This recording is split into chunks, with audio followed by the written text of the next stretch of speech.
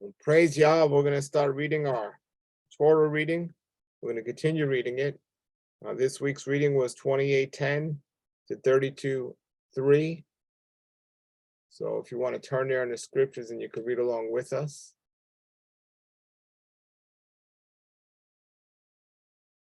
22:10 of Exodus 28:10 to 32:3. And we're going to start reading in 29 today because we finished 28 yesterday.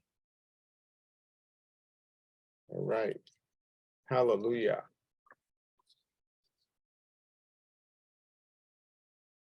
And Jacob, so let's go before we last read. Jacob was saying, this is in verse 20 of 28, if Yahweh is with me and keeps me in this way, which I am going, and gives me bread to eat and clothing to wear, and I return in peace to the house of my father, then Yahweh shall be my Elohim.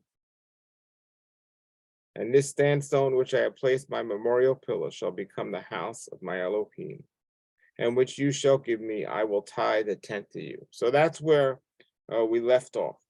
Now we read 29. Jacob lifted his feet and went to the land of the sons of the east. And he looked and behold. So he went where he was supposed to go.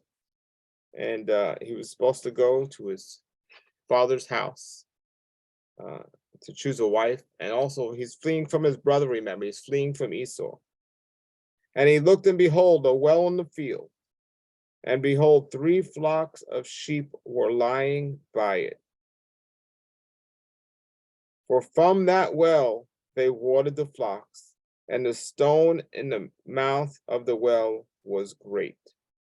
So we hear a lot about wells in the scriptures. We saw it with Abraham and Isaac. And here we see another well in the wilderness. And the sheep were being fed by the wells. And this was a daily thing that the people of the town had to do. And as we saw with Rebecca, who went to the well to do this, this was a daily task. And this was something even the women did. And it says, so they watered their flocks, and this is where they got their water from. And it's one thing to have a well. Where I live here in South Florida, it's easy to dig a well. I mean, we're pretty much on watered land, but in the desert to have a well was a prized possession, truly. And it says here, the flocks, well,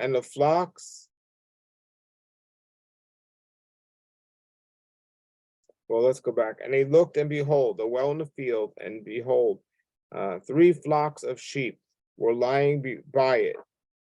From that well, they watered the flocks, and the stone in the mouth of the well was great.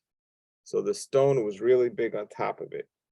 And all the flocks were usually gathered there. And they rolled the stone off the mouth. It says it took more than one person usually to roll the stone off the mouth of the well and watered the sheep. So it wasn't just camels, it was sheep, all their livestock. This is where they watered them. And replaced the stone on the mouth of the well to its place. And Jacob said to them, my brothers, where are you? And they said, we are from Haran.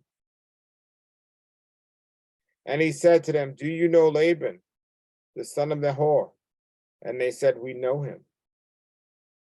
So Yahweh just so put it here, where the first people that Jacob ran into at this well knew who Jacob was looking for. And he said to them, well-being to him. And so this is a funny way of talking, but this is how they spoke back then. And they said well-being, meaning he's okay. And behold, his daughter Rachel is coming with the sheep. So it's interesting because you had Rebecca coming with the camel, and you have Rachel coming with the sheep. Isn't that quite interesting? And he said, behold, the day is still high, and is not time to gather the livestock. water the sheep, and go feed them.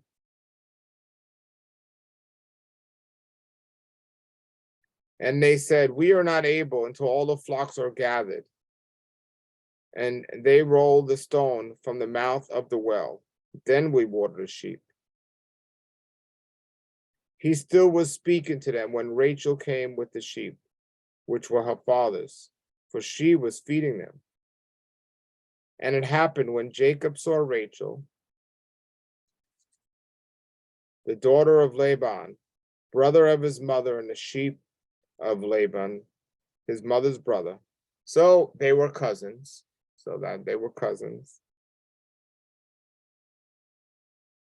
Jacob came near and rolled the stone from the mouth of the well.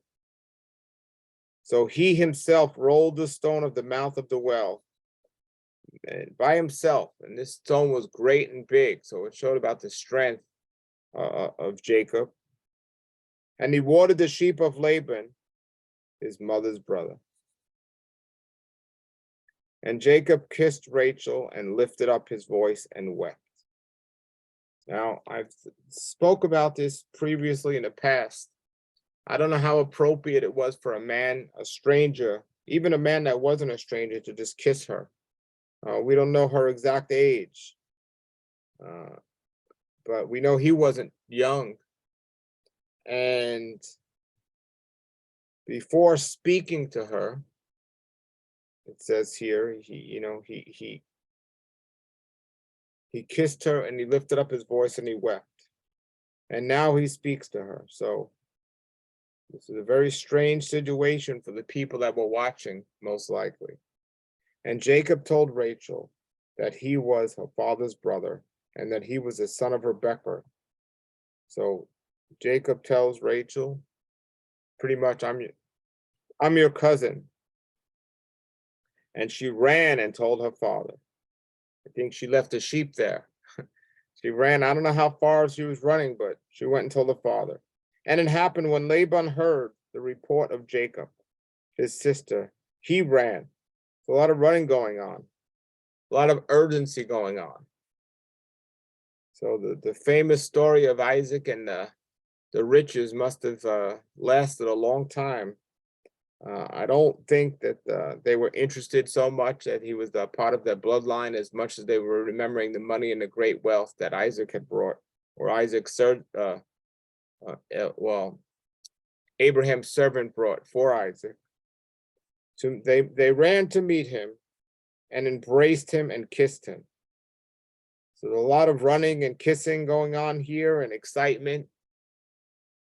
And he took him into his house and he told Laban all these things. And Laban said to him, truly you are my bone and my flesh. And he lived with him a month of days. So an equivalent to this might be one of those DNA tests you take through the mail these days, and you find out your lost relatives and you get in touch with them and you're all excited to see them. But again, I don't believe Laban's house was excited just because he was their relative. I think if he would have been poor, I don't think they'd be so excited or enthusiastic to run to him. But they remember the riches of the past. So he stayed for him, and he lived with him a month of days. Remember now, he was alone. And Laban said to Jacob, are you not my brother? So unlike Abraham's servant that came with a lot of wealth and a lot of things, here Jacob comes alone. But he's worked hard for this month. And Laban finally said to Jacob, are you my brother? And should you serve me for nothing? Tell me what shall be your wages. So now he's getting work out of him. He says, what shall your wages be? And Laban had two daughters. The name of the older was Leah, and the name of the younger was Rachel. Now remember this, Esau was the older and Jacob was the younger. So you had Leah the older and Rachel the younger. And if Esau didn't go his own way, and things would have went in order of Yah. You might have had Esau marrying Leah and Jacob marrying Rachel, possibly. Well, verse 17, and the eyes of Leah were weak, and Rachel were beautiful of form and beautiful of appearance. So remember that word, they're talking about her eyes, but just in general, the idea of beautiful of form. We heard that before when we looked at, I believe it was when Sarah was in the desert and the kings were all interested in her. It used those words, beautiful of form and beauty in appearance. And Jacob loved Rachel and said, I will serve you 7 years for Rachel, your younger daughter. So he's known them 1 month now. He'd been there 1 month. It says he loved her after 1 month. And he was willing to serve 7 years for Rachel, the younger daughter. And Laban said, it is better for me to give her to you than to give her to another man. Live with me. And Jacob served 7 years for Rachel, and they were in his eyes like a few days in his love for her. When Jacob said to Laban, give me my wife, for my days are completed, and let me go into her. So 7 years he waited for this opportunity, but this is what Isaac and Rebekah had already sent him to go. And I don't know if they were expecting him to return or a message from like a year later or a month later. I don't know if they were told what was going on somehow, some way. But 7 years later, they finally supposedly going to get married. Laban gathered all the men of the place and made a feast. Now, remember how Jacob deceived Isaac. And some people would say he deceived Esau, or maybe not, but he certainly got the birthright. But that was Yahweh's plan, but he tried to take things in his own power, right? His own control. What goes around comes around. And Laban gathered all the men of the palace of the place and made a feast. And it happened in the evening. So if there was a feast in a day, might have been some alcohol at that feast. Might have been a good amount of wine, fermented wine being drunken. Might have been. Good chance it would have been. And it happened in the evening, he took his daughter Leah and brought her to him, and he went into her. So this is one of the most confusing or questionable scriptures in the reading here. The evening he took his daughter Leah. Why did he take Leah and not Rachel? And he brought it to him and he went into her. So how did he not know? How did he not know that it was Leah? And why did Leah and Rachel go along with this? Were they going along with it, or was it against their will? So these are all questions of speculation, but regardless of the speculation, this is what happened. He finds Leah and he ends up being with Leah. And Laban gave to her Zilpah, his slave girl, to his daughter Leah as a slave. So when Laban gave her Zilpah, his slave girl. So this wording, his slave girl, is another question about who this Zilpah is and where she came from. And was she from that same line of the family, or was she a foreigner in the land and where she came from? But he gave her to his daughter Leah as a slave. And don't look down on the word slave. It's not like we understand the word slave to be. If you change that with the word maybe worker or helper or something like this, it's more on the line of that role. It wasn't like literally a slave like that we know of, but this is the terms they used back then. So here, Jacob possibly under the influence of alcohol. So much so that he didn't even know that it wasn't Rachel who he was in love with for 7 years. It seems kind of strange. And here, Leah deceives and Rachel. So some people say Rachel was in on this, and they deceive. So everyone's deceiving Jacob now. Everyone knew this, we believe. But there's a good reason for Jacob to not only be upset at everyone there, but also Leah and Rachel and everything. They would just really making a mockery out of him. And it happened in the morning, behold, she was Leah, and said to Laban, what have you done to me? Did I not serve you for Rachel? And why have you tricked me? What goes around comes around, right? But this, there would have been many different ways to handle it. Notice Jacob went to Laban, what have you done to me? Notice who he didn't go to first. Notice who he didn't go to first. He didn't go to Yahweh first. In this moment that he was deceived, he didn't go to Yahweh first and ask Yahweh, what should I do? How should I handle this situation? Why has this been done to me? It shows where Jacob's heart still was to a degree. And even though Yahweh had spoken to him in that dream and told him all those wonderful things, he still took upon his own hand and went straight to Laban without seeking to see what Yahweh had to say. And Laban said, it is not done this way in our place, to give the younger before the firstborn. And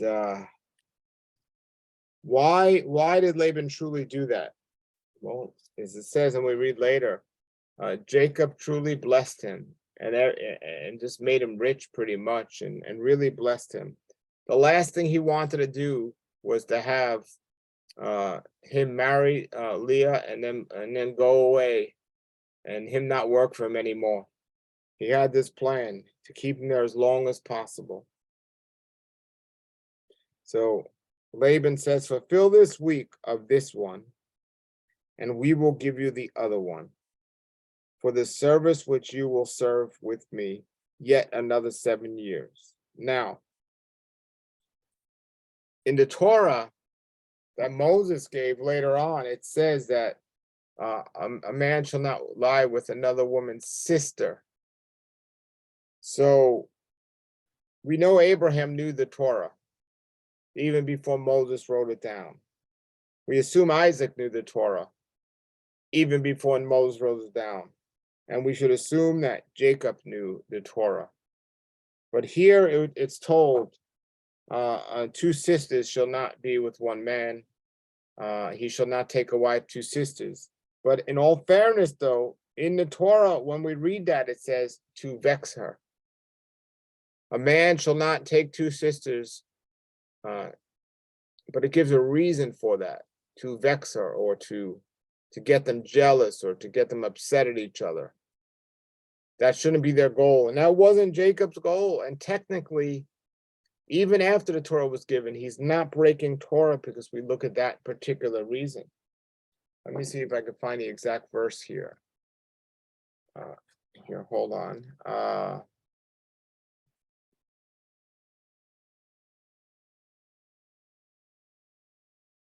Hold on here.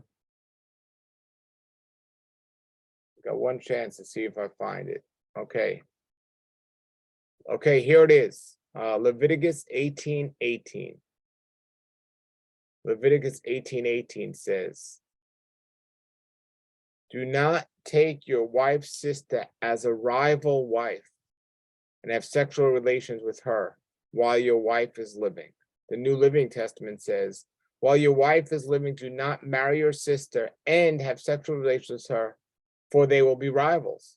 So there's two different translations here. So one says, do not take your wife's sister as a rival wife and have sexual relations with her.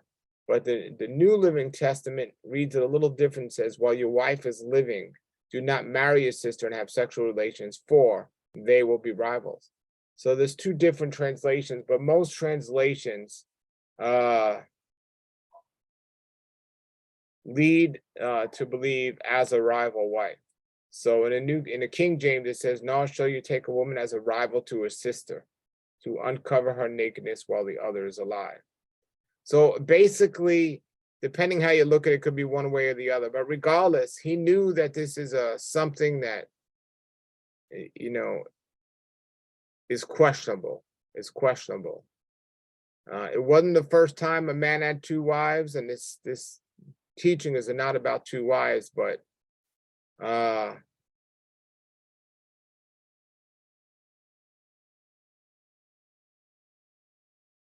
let's see here, where else it says, we know Lamech had two wives. I believe that the father of Noah had more than one wife. But now remember what Yahweh was doing here. Yahweh had already told. Yahweh has already told Jacob that the seed would come through him. It didn't come through Abraham or through Isaac. It came through Jacob, who was born the son of Judah. But again, the Torah says in verse 17, 17, you must not have sexual relations with both a woman and a daughter. You are not to marry a son's daughter and a daughter's daughter and have sexual relations with her. These are close relatives. It is depraved. So you must not take your wife's sister as a rival wife and have sexual relations with her while your wife is still alive.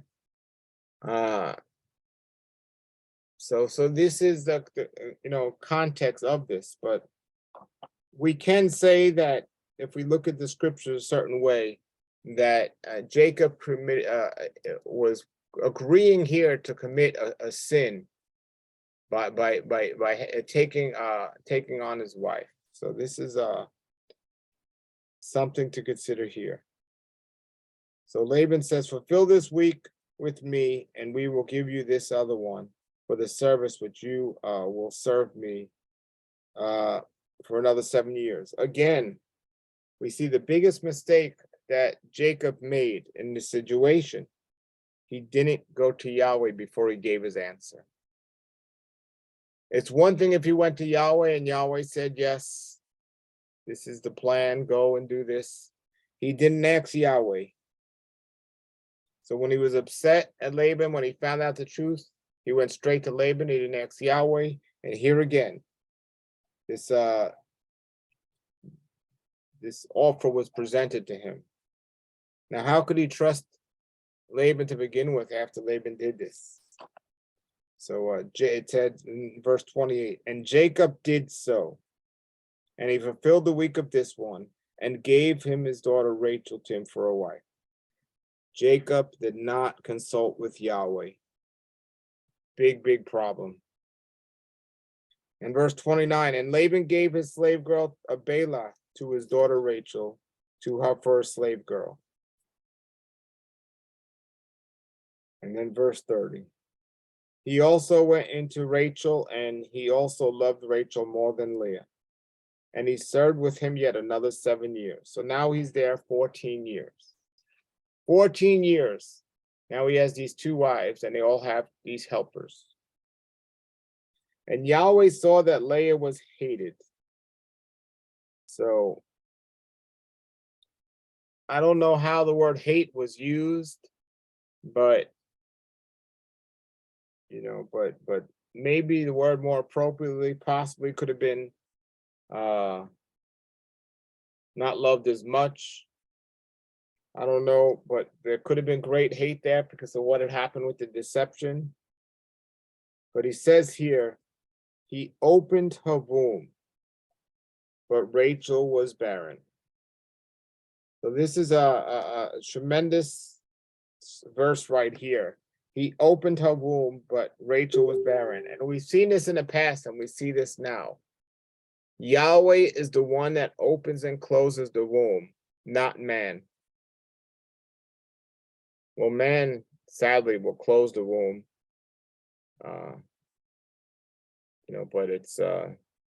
But Yahweh is the one that blesses people. And regardless of what child is born, it's a blessing 100% of the time. 100% of the time, it is a blessing. He opened her womb, but Rachel was barren. So it says why he opened her womb, because she was hated or she was neglected is a good word. But Rachel was barren. It doesn't say why Rachel was barren, but it does say why he opened the womb here. And Leah conceived and bore a son.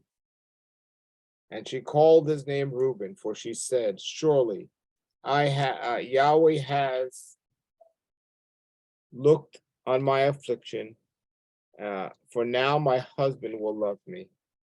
So even though Leah went along with his plan, and maybe it was a plan of Laban, and she was just honoring her dad, went along with this plan, she acknowledged Yahweh. Yahweh has looked upon my affliction, for now my husband will love me. So she was thankful to Yahweh. So in this whole story with Leah, with Jacob, there's the first person in this whole story to even acknowledge Yahweh. And guess who it is? It's Leah. I mean, it's Leah. Yeah, Leah.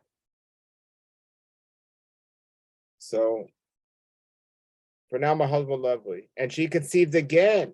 And she said, surely Yahweh has heard that I am hated and has given this one to me. Again, a second child, and a second time acknowledging Yahweh.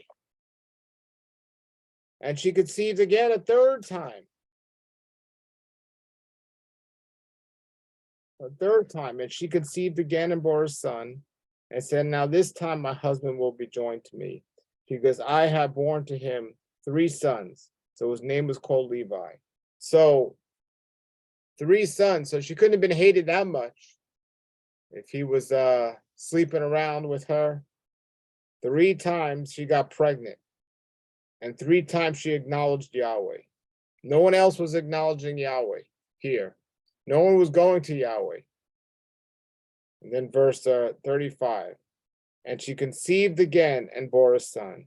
And she said, this time I will praise Yahweh. So this time I will praise Yahweh. So she called his name Judah. And then she ceased from bearing. Interesting. This first time and the second time and the third time, she says, Yahweh has heard this. Yahweh has heard. Yahweh has heard, acknowledge him. Then the 4th time, I will praise Yahweh. Names him Judah, and then ceased from bearing. And this is where we end off on this reading here. And then we're going to start off tomorrow with chapter 30. And just so many lessons we see here in this story. And, praise Yah. And thank you all for reading with me this day, and for reading the Torah with me. And let's just keep an open mind and keep reading and seeing what's happening. And read the Torah every day, so by the time the Sabbath comes, we've already read it and we know what's going on. Hallelujah. All right, everybody, you have a blessed day. Yahweh be with you all this day.